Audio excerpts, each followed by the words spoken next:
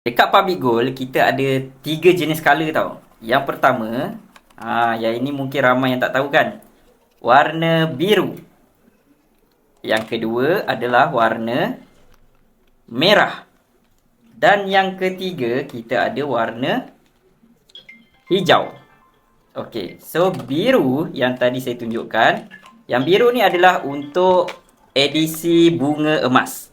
Okey, bunga emas, gold bar bunga emas lah. Okey, yang macam ni.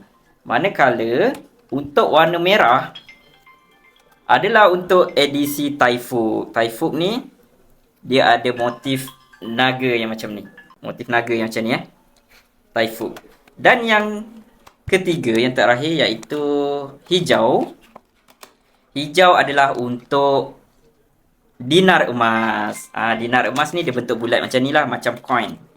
Yang ini 5 dinar, yang ini 1 dinar.